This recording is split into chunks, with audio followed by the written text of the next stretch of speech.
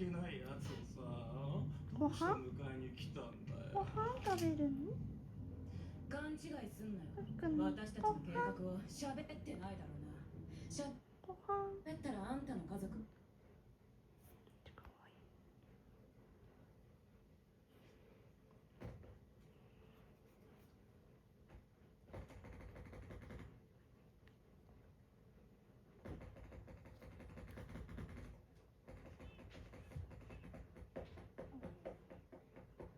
お腹空いた？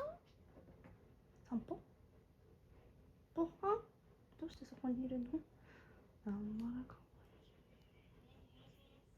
わいい。何やってんのそこで。でも